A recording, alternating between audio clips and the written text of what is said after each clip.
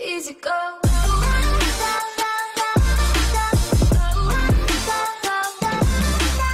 Salut, c'est Zglug, merci de suivre cette aventure, merci pour les inscriptions.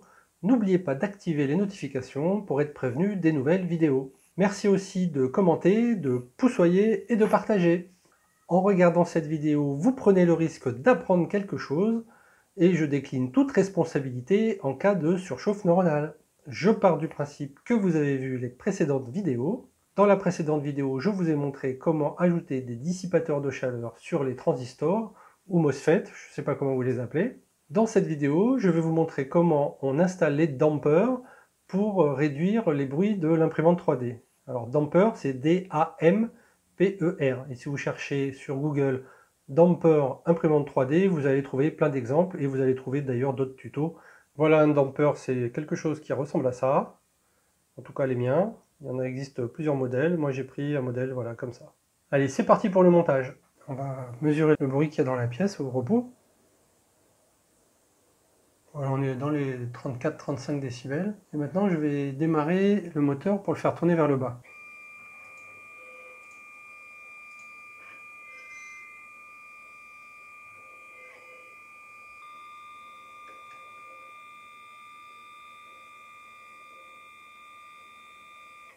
Je procède au démontage du Z.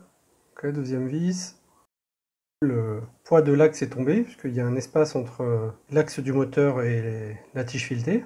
Voilà, en vissant, je remonte la tige filetée. Je dévisse les vis qui tiennent le moteur sur le cadre. Je dévisse la deuxième vis du moteur. Je dévisse les 4 vis arrière du moteur. On retire la plaque arrière. Les vis sont très grandes. Et on remet le damper directement avec les grandes vis dans le stepper moteur. On visse la plaque arrière sur la partie du damper. Là, il vous faudra des vis de 3 par 5, donc c'est diamètre 3, longueur 5 mm. Voilà, l'intérêt, c'est que le moteur ne touche plus les parties métalliques du cadre. Et là, on voit bien les espaces. Et maintenant, je repositionne le moteur à son emplacement initial. La petite vis d'en dessous est un petit peu galère. Voilà, je laisse un petit peu de jeu pour que ensuite on puisse insérer la tige filetée correctement. N'oubliez pas de repérer le plat de l'axe du moteur car vous devez impérativement visser sur ce méplat. Une astuce, c'est de pointer avec le tournevis en direction de la vis du coin. N'oubliez pas, en remontant le coupleur, c'est le petit cylindre entre le moteur et l'axe, il doit y avoir un espace entre la tige du moteur et l'axe. Après avoir mesuré que l'axe soit parallèle à la tige verticale, on fixe le moteur. Voilà, évidemment, j'ai fait ça sur les deux axes Z, et maintenant on va passer sur l'axe Y. Le but, c'est de mesurer le bruit de ce stepper moteur avant que j'ajoute les dampers. Je vais essayer de prendre le son que fait ce moteur-là. Je vais le renvoyer sur son home, et puis je vais envoyer directement un G1 Y220. Comme ça, il va faire un aller-retour, on va voir le bruit complet. Je vais poser mon micro à côté du moteur.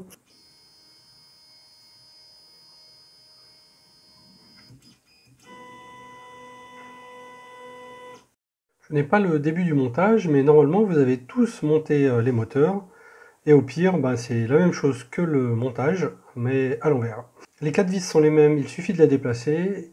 Moi j'en ai profité pour tourner le moteur afin de mieux voir l'étiquette. Et faites attention au damper, à un quart de tour près, le vissage est plus compliqué. On dévisse la roue dentée du moteur car il faut la repositionner pour que la courroie soit alignée. Je dévisse la roue dentée de la tige car c'est bien plus facile pour la remettre. Rappelez-vous que sur l'axe du moteur, il y a un méplat et que vous devez visser impérativement dessus. Ensuite, on visse les roues sans rien oublier. Alors on est revenu dans les mêmes conditions que tout à l'heure avec le damper monté. À nouveau, le chariot est en position Y 220. Je vais faire un home et tout de suite derrière un G0 Y220 pour le renvoyer à cette même position. Et je vais placer mon micro à côté comme tout à l'heure.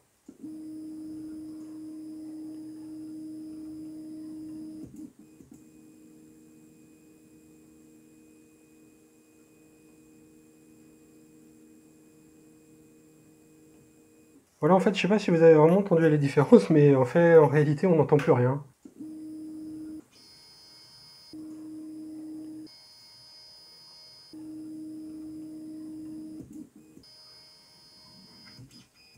Bon, c'est sûr, je me suis un petit peu emballé, car on entend toujours un petit peu les moteurs, mais par contre, l'effet est vraiment bluffant. On a vraiment une diminution des aigus, des bruits aigus, et là, le micro ne les capte pas très bien. Il me manque aussi quelques plans avant-après, j'ai eu des petits problèmes de caméra, mais je pense que vous avez tout ce qu'il faut pour décider si oui ou non vous allez faire vous-même cette modification. Les modifications en question prennent environ 20 minutes par moteur, à démonter toutes les vis, remonter et ainsi de suite. Alors j'ai pas fait le remplacement de l'axe X, parce que si vous regardez bien votre axe X, en tout cas sur nos imprimantes, les P905X, sur mon imprimante en tout cas, le moteur X est connecté à un support métallique qui lui-même n'est pas connecté au cadre, mais est connecté sur une barre transversale. Et du coup, je pense que ce sont les roulements à billes qui arrêtent les vibrations. Je vous le remontre, hein, voilà le damper. J'en ai trouvé 6 pour 1,75 $ sur AliExpress, donc c'est vraiment pas très cher.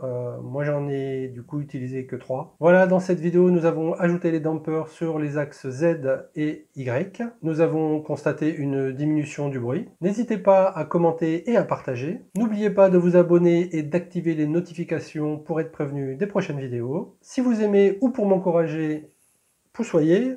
Sinon, mettez un pouce vers le haut. Voilà, ciao, bon dimanche.